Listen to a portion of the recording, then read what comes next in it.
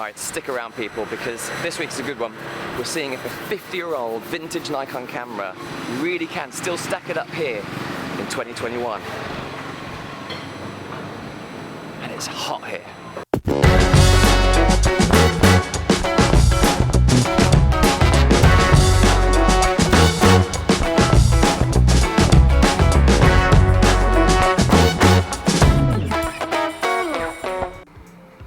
I'm pretty stoked right now.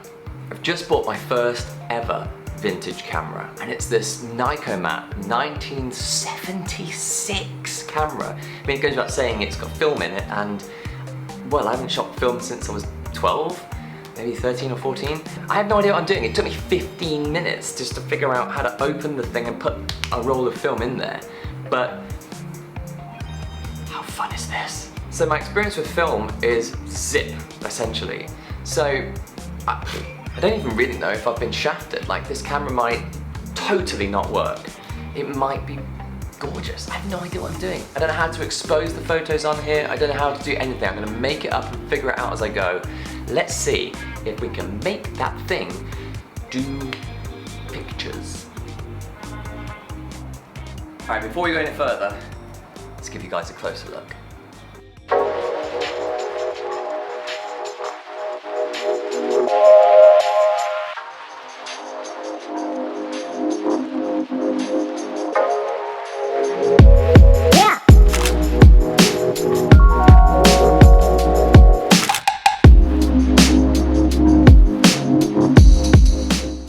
Okay, now we've had a look at the camera, let's just take a slightly more in-depth look. And so basically this camera is a brick and older than me. And you know, people tell me I'm old all the time, but this thing is really old. It's like 50 years old. So not many people seem to have videos about these online. Nikomat is Nikon, basically. Back in the 70s, Nikon had basically just an F-series of cameras, and they started, and just to show you it is Nikon, here it is, written clearly on the back, but they started doing, for the first time, sort of more consumer level, amateur enthusiast cameras, and they called those Nikormats. It was kind of a way to distinguish the two apart, but it's not to say that these aren't good cameras. From what I've read and from what I understand, they are fantastic cameras, and the fact it's still here in one piece, working, potentially, is proof of that. So, I found a place that will develop film. It's a little shop down a little alley. It's a bit of a walk on the other side of the city, but still, it's a shop. So I have had to trek across the city to find this place. There's not many places that still develop film, so it's a trek in the heat. But it's worth it when you get here. I'm almost there.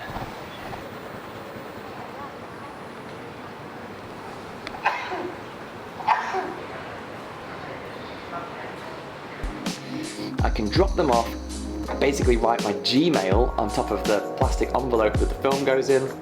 They develop it, they scan it, and then they Gmail me the pictures into a Dropbox, all within 24 hours. I'm stunned. So I'm gonna give that a go. And the idea is, I'm gonna load this bad boy up, take this thing for a spin, and then show you what a 50-year-old camera is capable of doing right here. Alright, so if you've never seen anyone load film into a camera before, let's see if I can show you how to do it without completely botching this up. Okay, so let's get the film out. Alright, so we're going to lift this dial up, and then when we pull it, that's going to open up the back of the camera. Here she is. So, let's pop the roll in. Just going to pull this over. So the next job is to get the film and actually get these little squares to jam into this little nozzle here. So, if I can get it to work, first time, I'll be chuffed. So once you manage to do that, you then take a shot, move it forward again, there we go, it's hooked. Okay, now I know that the film's hooked on there, we can close this up. So this is on the S now, but I want to get it past the red just to be sure, so now I'm just going to move the film over by taking a shot, moving it along. It's on 0 now, take another shot, move it along. Okay, we're now on 1, and I think that basically now means we're ready to go. This is what I was talking about earlier with the aperture settings. I can change it to 2.82 there. I'm going to keep it on 1.4 for now. Let's go. Alright, that's it. We're locked and loaded. So I'm going to go outside now and take some photos. Alright, let's put this sucker to the test. It's early morning here now, and there's so much stuff to shoot out here in this little road, this little side street. So I'm just going to wander around, maybe show you a bit of what I'm seeing and then what comes out. It's hot though. There's flies everywhere. Bangkok.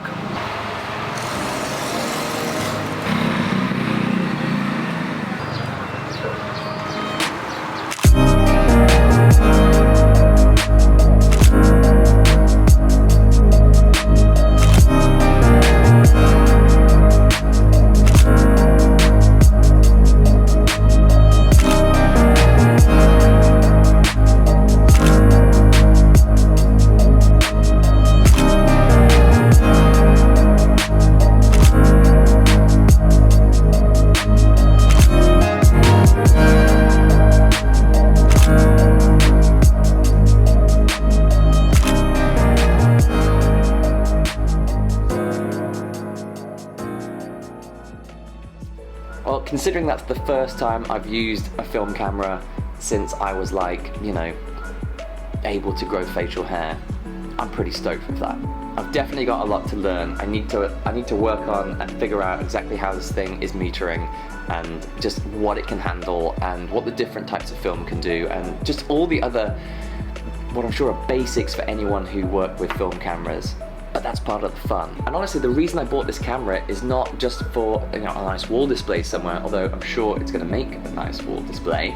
I bought this because I think it's good to really push yourself into thinking about what makes a good photo. It's like Sudoku for photography. I got to really plan every photo with this thing. It's like thinking about the exposure, thinking about my aperture settings, thinking about the framing, and then taking it blind, knowing I cannot review it, is just a crazy challenge when all you've been brought up on is digital cameras. I also think there's a bit of a fun mystique to this, you know? Like I get to take a photo and then I have to wait for the results. That waiting makes it worth something. It's like writing a letter instead of an email, I guess.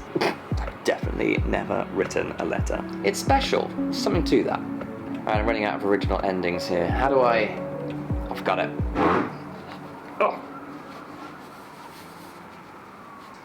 For goodness sake. Bye.